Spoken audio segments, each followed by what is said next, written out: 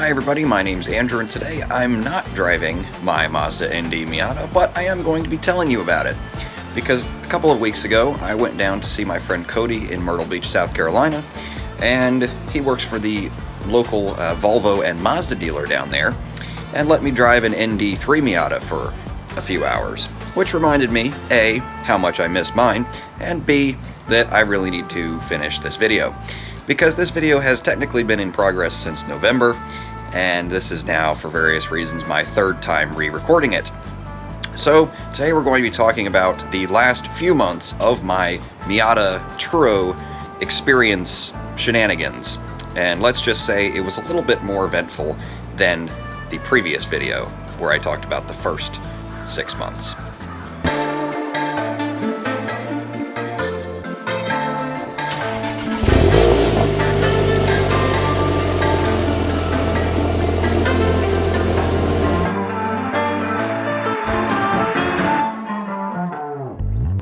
At the time of writing this video, it had only been about 3 months since I filmed the initial Miata Turo video, and the general consensus of that video was that thus far the experience had been pretty positive. You know, there were a few little hiccups, but overall it had been good. And, you know, a lot can change in 90 days, and that is something that I realized after that video, because as it happens, that's the case here. At the end of August, the car was actually damaged on 2 trips back to back. Now, in the last video, I talked about the protection packages that Turo offers, essentially your insurance plan that gets deducted from your earnings as a percentage. And I discussed that I had missed out on filing a claim with a previous renter for a broken air vent, and that if I had another issue like that in the future, that I would definitely be filing a claim. Somewhat ironically, that renter that broke my air vent became my first repeat renter in August, and then also damaged my car again. This time, though, it was a little bit more major. It was a large scuffed section on the top corner, or top edge rather, of the front bumper cover. I'll overlay some pictures of what it looked like. Now, the claims process was fairly quick and simple for this. At the initial filing of the claim, Turo presents you with 2 options. You can either choose to resolve directly with the guest, and if you're not able to work out a resolution within a certain time period, I think like 3 weeks or something like that, 20 or 21 days, don't quote me on that, you're able to then, escalate it to Turo. Or you can choose to just go through Turo in the first place and then go through your own protection plan, rather than having the guest or trying to get the guest to pay for it themselves. Ultimately, in the end, they're going to pay for it either way. So I just decided to go straight through Turo in the first place, because I figured that would probably be easier.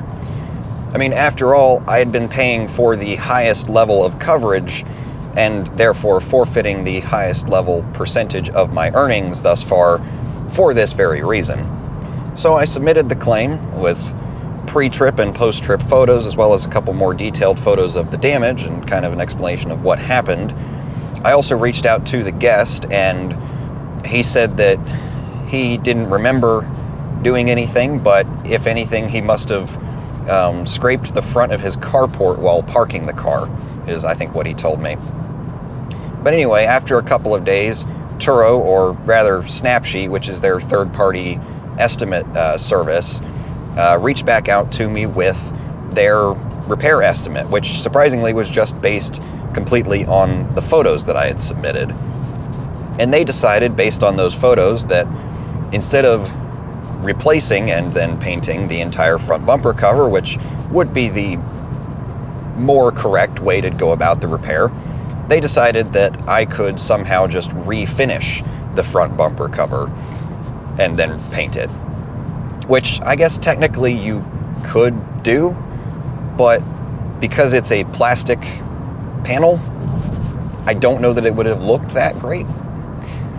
Either way, they decided that their initial estimate was worth $580, and to their credit, the issuance of payment for this initial estimate was also super quick and easy.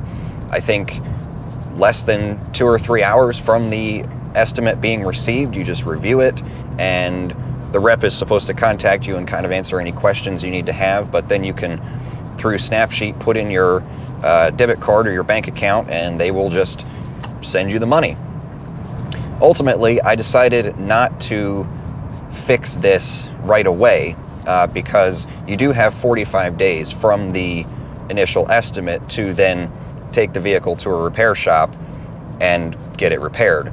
At which point, if the repair shop decides that the initial estimate isn't enough money, they can file a supplemental claim, just like a traditional insurance claim, at which point the rest of the money will go directly to them.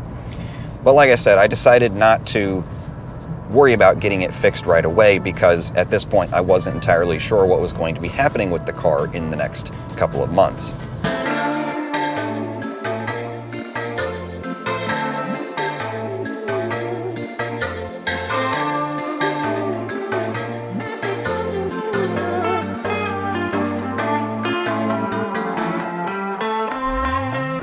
During some of this time, the Miata was actually out with another guest, and as my luck would have it, that ended up turning into my second damage claim, because, of course, why not? Back to back, right? This time, the car returned with extremely poor communication, for one thing, from the guest, and a scuffed up section, or actually multiple scuffed up sections, or I guess torn, scratched, whatever word you want to use, on the leather steering wheel. I can only guess what caused this damage because I have no idea, and the guest didn't particularly want to admit to it. So I can only theorize. But the guest did leave a pamphlet in the vehicle, for the Maryland Renaissance Fair, and I could see from my tracker that they had been to Maryland on their trip. So I'm guessing maybe a ring or some sort of other jewelry associated with potentially a costume for that event is what scratched the steering wheel. But again, that's just my theory. I was a little less satisfied with the claims experience this time around, because not only did it take over a week this time to get my estimate, the initial estimate only came back at $65.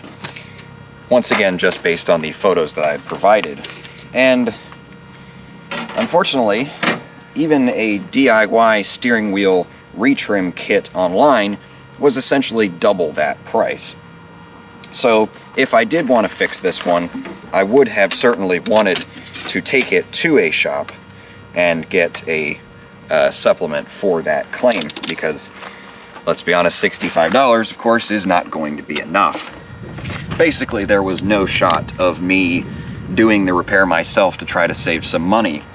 But since the damage was mostly on the side and sort of lower portion of the steering wheel, ultimately I decided also... I have no idea if this is really loud on camera, by the way. If it is, I'm sorry.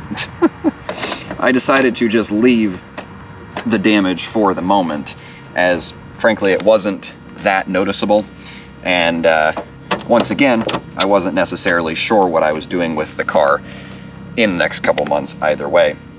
Also, side note here, I don't know if this is just me, but does anybody else get really OCD about their license plate screws?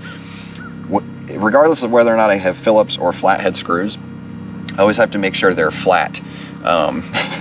They're lined up perfectly flat, because it just bugs me if they're not. I don't know. Maybe that's just me. But anyway, on a positive note this time, the claims rep that I got this time versus the first was a lot nicer and a lot more helpful, and actually even called me more than once to make sure that I didn't have any questions or concerns about the process, which is not something that happened at all the first time.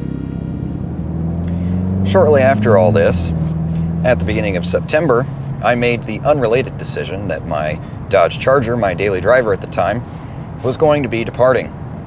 And that meant I was going to be daily driving the Miata for a couple months as the weather was getting nicer, or cooler, really.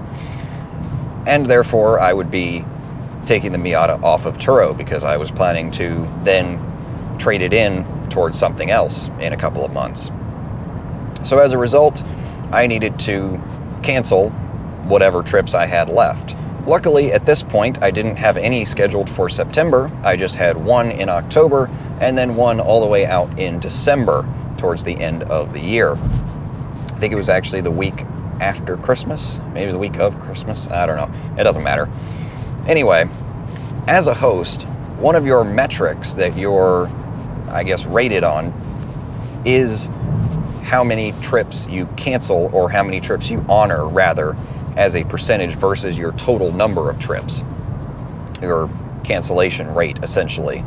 But they phrase it as your trip completion rate or something like that. Now, in the past, I had canceled one, maybe two trips before, I think. One, because the car had an issue with something that I don't remember, honestly. I don't know, some kind of maintenance issue with the car, like it needed tires or needed an oil change or something, I don't know. And then there was one that I canceled because the guest seemed kind of sketchy, frankly.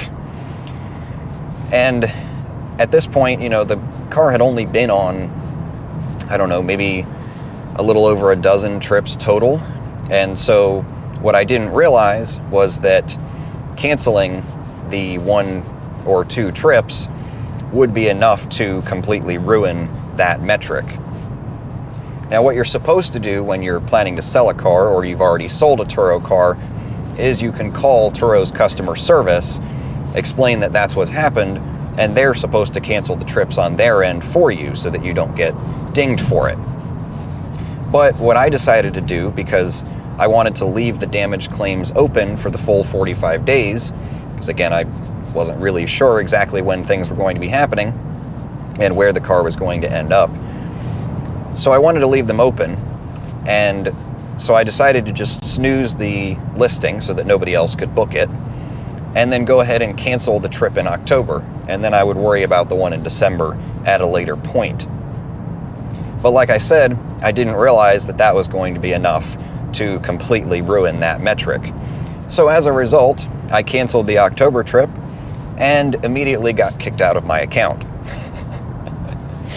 And then got an email saying that my account was deactivated. And honestly, I wasn't too sad about not being able to host anymore. It was kind of unfortunate that my hosting journey ended in that way, but frankly, I wasn't, upset about it really, because I was planning to be done with Turo hosting soon anyway. But what did kind of suck is that I discovered shortly after that I was also now banned from being a guest on Turo, meaning not only couldn't rent out my car, I also could now not book other people's cars on Turo anymore. Which I don't think that part is necessarily fair, because I've had nothing but good experiences as a guest on Turo. I had a 5-star rating. I've never had an issue with any of the previous hosts I've dealt with. As you've seen on this channel before, I've used Turo to get cars for videos, like the Model X or the Mark 8 GTI or the Honda Accord Sport, the new hybrid one. And I never had an issue with any of those experiences. So it does kind of suck that I am now permanently banned from both sides of Turo, or at least I'm assuming I'm permanently banned, because the email didn't really specify a time frame, and everything I've found on Reddit and forums and whatnot and Turo support is essentially that it looks like it's going to be a permanent ban. I also tried making another account with my work email address, and that also got shut down immediately as soon as I put my driver's license number in. So it is definitely linked to your identity rather than just an online. I guess I should say it's linked to your government identity rather than just an online identity. So either way, it kind of sucks. But frankly, Turo does tend to be more expensive, especially when you're younger. And I have a corporate discount with Enterprise from my job right now, so I guess if I really need to rent a car just for renting a car, that's probably still going to be a better option. But it does limit my access to sort of fun cars going forward.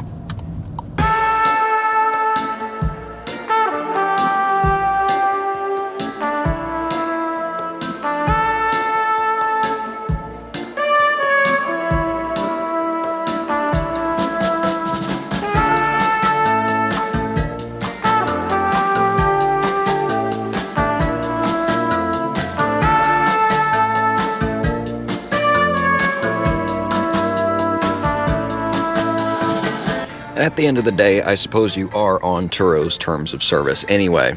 That's what you sign when you sign up for the website, so it is what it is. But finally, I just wanted to share my income for the last couple of months of this excursion. After the last video, I had earned $1,820 so far in the year, which I believe was higher than the screenshot that I had in the video, or what I said in the last video, one of the two. It had gone up slightly in the time that it took me to, process and edit that video, but I had about $638 in projected upcoming earnings. Now, this included the trip in October. Well, it included whatever was scheduled after the last video, but also the one all the way out in December.